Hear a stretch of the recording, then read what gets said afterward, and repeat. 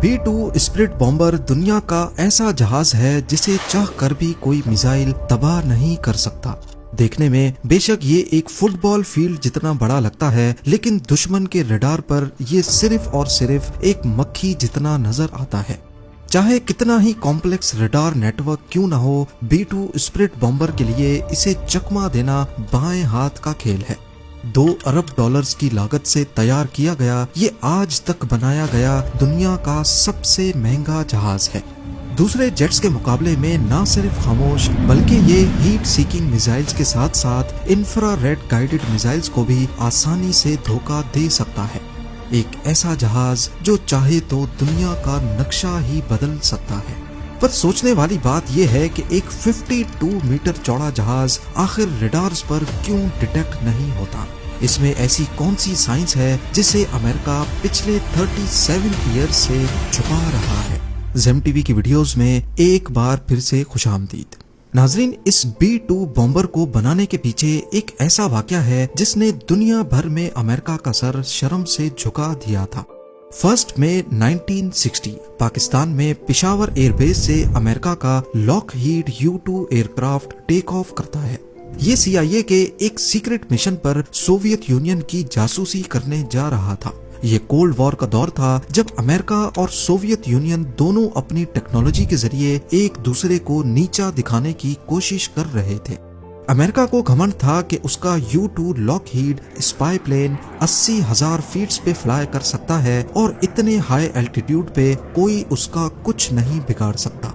US समझता था कि इतनी ऊंचाई तक USSR का कोई मिसाइल नहीं पहुंच पाएगा। पर जैसे ही ये जहाज सोवियत यूनियन की टेरिटरी में घुसा तो रडार ने फौरन उसे डिटेक्ट कर लिया। पहले तो उन्होंने कई फाइटर जेट्स भेजे और कई मिसाइल्स लॉन्च किए, लेकिन वाकई इतनी ऊंचाई पर हिट करना उनके बस में नहीं था। लेकिन फिर सोवियत यूनियन की मिलिट्री ने अपने S-75 डिवीना मिसाइल को प्लेन पे लॉक करके फायर कर दिया। इस मिसाइल के बारे में अमेरिका को भी पता था, लेकिन उनका ख्याल था कि सोवियत का S-75 भी इतनी ऊंचाई तक नहीं पहुंच सकेगा। पर उसके बाद जो हुआ वो अमेरिका के वहमो गुमान में भी नहीं था। S-75 ने 80,000 फीट पे उड़ते हुए U-2 लॉकहीड को इंतहाई परफेक्शन से हिट किया। प्लेन वहां के येकाटेरिनबर्ग नामी शहर के ऊपर गिरा और पायलट ने खुद को इजेक्ट कर लिया। शुरुआत में अमेरिका ने कहा कि ये नासा का वेदर रिसर्च प्लेन था, लेकिन जब सोवियत यूनियन ने कैप्चर किए गए पायलट और U-2 का सर्विलेंस इक्विपमेंट दुनिया के सामने रखा तो अमेरिका की पूरी दुनिया में बड़ी बदनामी हुई। इस वाक़े ने दोनों मुल्कों को ठीक ठाक सबक दिया। इसके बाद रशिया यानी सोवियत यूनियन ने अपने एयर डिफेंस पे काम करना शुरू कर दिया और अमेरिका ने ऐसी टेक्नोलॉजी पर जो रडार के सामने लिटरली इनविजिबल हो जाए। उस वक्त अमेरिका के पास B-52 बॉम्बर्स थे, लेकिन इस वाक़े के बाद ये बात कंफर्म हो गई कि रशियन टेरिटरी में दाखिल होने से पहले ही इसे गिरा दिया जाएगा। यानी अमेरिका चाह कर भी अपने न्यूक्लियर वेपन्स रशिया के खिलाफ इस्तेमाल नहीं कर सकता। और फिर 1976 तक USSR ने ऐसे सरफेस टू एयर मिसाइल बनाए जो 100 किलोमीटर दूर तक भी एयरक्राफ्ट को गिराने की सलाहियत रखते थे, जिनमें S-300 भी शामिल थे। इस वक्त USSR का एयर डिफेंस इतना स्ट्रॉन्ग हो गया कि अमेरिकन एयरफोर्स के एक जनरल ने कहा कि सोवियत यूनियन में अपना B-52 बॉम्बर भेजना ऐसा ही है जैसे मक्खी के छत्ते पर पत्थर मारना। यही वो वक्त था जब अमेरिका ने 1978 में एडवांस टेक्नोलॉजी बॉम्बर यानी ATB प्रोग्राम लॉन्च किया। इस प्रोग्राम का मकसद एक ऐसा बॉम्बर प्लेन बनाना था जो सोवियत यूनियन की टेरिटरी में जाए, उनके रडार्स के सामने बॉम्ब्स गिराए और बिना नोटिस हुए वहां से निकल जाए। अमेरिका की ये तमाम रिक्वायरमेंट्स पूरी की B-2 बॉम्बर ने, जिसकी पहली फ्लाइट 1989 में हुई, लेकिन दुनिया को ये 1997 में दिखाया गया। B-2 की सबसे बड़ी खासियत उसकी रडार से बचने की सलाहियत है। इस एयरक्राफ्ट का एक एक कोना ऐसे डिजाइन किया गया है कि जब रडार के सिग्नल्स इस पर पड़ते हैं तो वो वापस रडार तक नहीं पहुंच पाते, यानी उन सिग्नल्स की डायरेक्शन बदल जाती है। और इसी वजह से इसके डिजाइन में सिर्फ विंग्स हैं, ना फ्यूजलाज और ना ही टेल। नॉर्मल एयरक्राफ्ट्स में लगी ये वर्टिकल टेल फिन बड़ी आसानी से रडार में डिटेक्ट हो जाती है। एयर डिफेंस सिस्टम में लगे रडार्स का बहुत बड़ा नेटवर्क आपस में कनेक्टेड होता है और ये रडार्स आसमान में हर तरफ ऐसे सिग्नल्स भेजते हैं कि कोई एक कोना भी अनडिटेक्टेड ना रह जाए। ये सिग्नल्स नॉर्मली प्लेन की बॉडी से रिफ्लेक्ट होकर वापस रडार की तरफ जाते हैं और ऐसे उसकी मौजूदगी रडार में रिकॉर्ड हो जाती है। खासकर टेल फिन को बचाना नामुमकिन होता है क्योंकि ये साइड से दिखने पर रडार्स के लिए एक मिरर का काम करती है।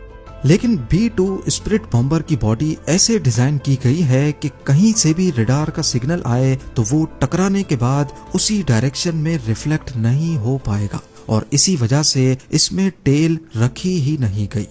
इसका जिग-जैग डिजाइन सिग्नल्स को बिल्कुल ऑपोजिट डायरेक्शन में डिफ्लेक्ट कर देता है।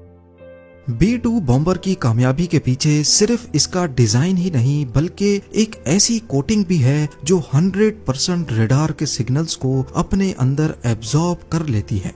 यूएस ने एक ऐसी सीक्रेट कोटिंग बनाई है जिसकी डिटेल्स अभी तक दुनिया से छुपी हुई हैं और इसी कोटिंग की वजह से B-2 बॉम्बर रडार पर 100% इनविजिबल हो जाता है।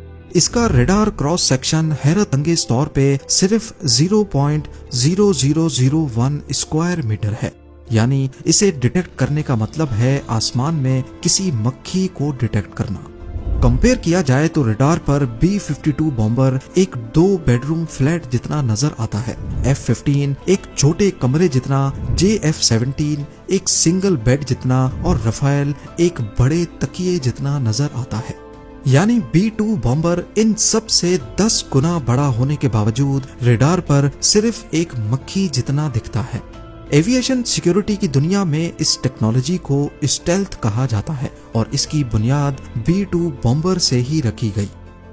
B-2 स्पिरिट बॉम्बर में सिर्फ दुश्मन के रडार से बचने की काबिलियत ही नहीं बल्कि इसका लो हीट सिग्नेचर इंफ्रारेड और हीट सीकिंग मिसाइल्स को भी चकमा दे सकता है। नॉर्मली एयर डिफेंस सिस्टम्स में इंफ्रारेड सर्वेलेंस सिस्टम्स भी होते हैं। ये सिस्टम जेट के पीछे से निकलने वाली हीट को डिटेक्ट करके कंफर्म करते हैं और फिर मिसाइल सिस्टम उसी हीट सिग्नेचर पर लॉक किया जाता है।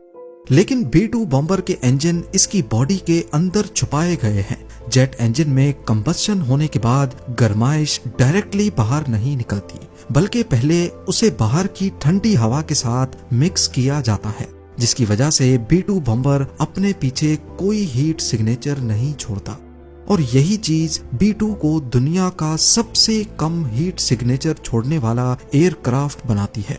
ये ऐसा ही है कि अगर एक F-16 jet infrared surveillance system में 100 किलोमीटर दूर से डिटेक्ट हो जाता है तो वहीं B-2 बॉम्बर जब तक 10 किलोमीटर की रेंज में नहीं आएगा डिटेक्ट नहीं हो पाएगा।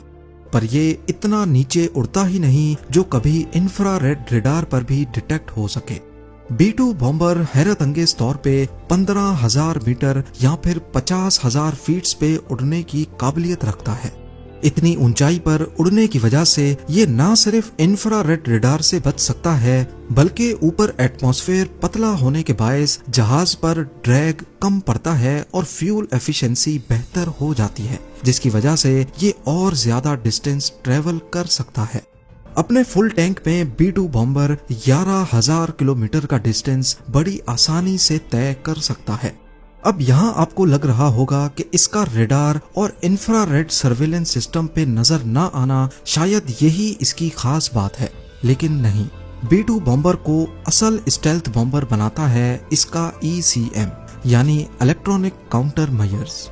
B-2 के अंदर हाई टेक ECM सिस्टम्स लगे हुए हैं जो पहले ये देखते हैं कि दुश्मन के रडार की क्या फ्रीक्वेंसी है, फिर उसी फ्रीक्वेंसी पे झूठे सिग्नल्स भेजते हैं जिससे रडार पर B-2 की गलत लोकेशन शो होती है या फिर 20 अलग अलग लोकेशंस पर B-2 नजर आने लगता है, जबकि असल में वो सिर्फ एक जगह ही होता है।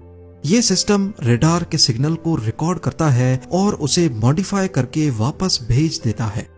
रडार को लगता है कि ये सिग्नल जेन्युइन है पर असल में वो झूठ होता है। और सबसे मजे की बात, ये ECM सिर्फ उसी रडार को गलत सिग्नल भेजता है जिसने उसे डिटेक्ट किया हो। ताकि दुश्मन को लगे कि शायद रेडार में कोई नॉइज या एरर आया है। अगर तमाम ही रेडार्स में गलत सिग्नल भेजे जाएंगे तो दुश्मन को शक हो सकता है। B-2 बॉम्बर की बॉडी में ज्यादातर कार्बन ग्रेफाइट कंपोजिट मटेरियल का इस्तेमाल हुआ है। इस जहाज को टुकड़ों में बनाया गया और फिर इस तरह जोड़ा गया जैसे स्विस वॉच मेकर हर पुर्जे को पूरी परफेक्शन से जोड़ता है। अब आते हैं इसके पे लोड पर। यह हैरानकुन तौर पे 18,000 केजी का बारूदी मवाद उठा सकता है, यानी करीब 15 गाड़ियों का लोड। ये अपनी बेली के अंदर 80 जेडएम्स छुपा सकता है, जो कि जीपीएस गाइडेड बॉम्ब्स होते हैं, 16 B-83 न्यूक्लियर बॉम्ब्स और 16 AGM-158 जैसम मिसाइल्स, जो कि स्टेल्थ क्रूज मिसाइल्स होते हैं।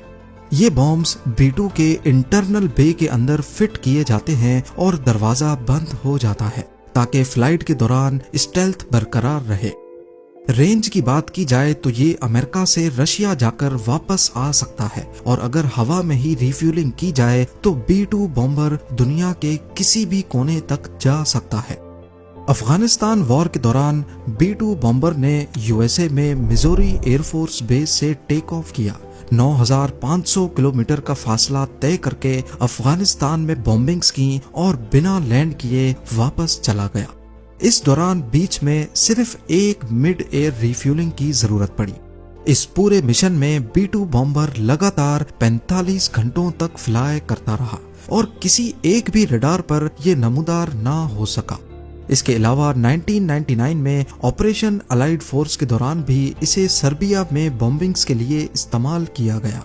2003 में ऑपरेशन इराक फ्रीडम और 2011 में ऑपरेशन ओडेसी डॉन में भी B-2 ने लीबिया में बॉम्बिंग्स की। B-2 स्पिरिट बॉम्बर किसी भी मौसम में और किसी भी कंडीशन में फ्लाई कर सकता है। बेशक जीपीएस सैटेलाइट्स ही तबाह क्यों ना हो जाएं, अपने बैकअप सिस्टम्स को इस्तेमाल करते हुए ये स्टार्स को देखकर भी खुद उड़ता रहता है। इसमें लगे हाई टेक सोनार कैमराज B-2 बॉम्बर को दुनिया का सबसे बड़ा ऑब्स्टिकल अवॉइडेंस प्लेन बनाते हैं। ये अपने आप टेरेन को आइडेंटिफाई करके उसके हिसाब से फ्लाई करता रहता है। अब क्योंकि ये एक बहुत बड़ा विंग है और इसमें कोई टेल, रडर या एलिवेटर नहीं होते, तो इसकी स्टेबिलिटी इतनी परफेक्ट नहीं है कि पायलट इसे बिना कंप्यूटर की मदद के उड़ा सके। इसमें लगा है दुनिया का सबसे कॉम्प्लेक्स कंप्यूटर सिस्टम, जो हर वक्त इसकी रोल और पिच मूवमेंट को एडजस्ट कर रहा होता है। पायलट सिर्फ कंप्यूटर को कमांड देता है कि टर्न करना है, उसके बाद कंप्यूटर खुद ही जहाज को पायलट की जरूरत के मुताबिक टर्न करता है। अब जाहिर है इतना एडवांस्ड और दुनिया का सबसे सिक्योर्ड प्लेन काफी महंगा भी होगा। आज तक सिर्फ 21 B-2 बॉम्बर्स ही तैयार किए गए हैं और सिर्फ एक जहाज $2 अरब की लागत से तैयार किया गया है, यानी काफी कंट्रीज की जीडीपीज B-2 बॉम्बर की कीमत से कम है। ये सारे जहाज सिर्फ अमेरिका के पास हैं और अभी तक अमेरिका का ये टेक्नोलॉजी बेचने का कोई इरादा नहीं है। इसके अलावा फ्यूल की भूख ऐसी कि सिर्फ 1 घंटे में ये $1.5 लाख का फ्यूल पी जाता है। वहीं एक नॉर्मल कमर्शियल जेट 1 घंटे में $10,000 का फ्यूल पीता है। B-2 बॉम्बर की मेंटेनेंस भी किसी आम जहाज से बहुत अलग है। हर फ्लाइट के बाद पूरे जहाज को सॉफ्ट वॉश किया जाता है और इस पर दोबारा से सीक्रेट स्टेल्थ कोटिंग की जाती है। पूरी बॉडी के हर कोने का चेकअप होता है कि कहीं कोई छोटा सा भी सुराख या डेंट तो नहीं है, क्योंकि अगर इसकी बॉडी में एक मच्छर जितना भी डेंट पड़ गया तो ये अपनी स्टेल्थ बरकरार रखने की काबिलियत खो सकता है। उम्मीद है ज़ेम टीवी की ये वीडियो भी आप लोग भरपूर लाइक और शेयर करेंगे। आप लोगों के प्यार भरे कमेंट्स का बेहद शुक्रिया। मिलते हैं अगली शानदार वीडियो में।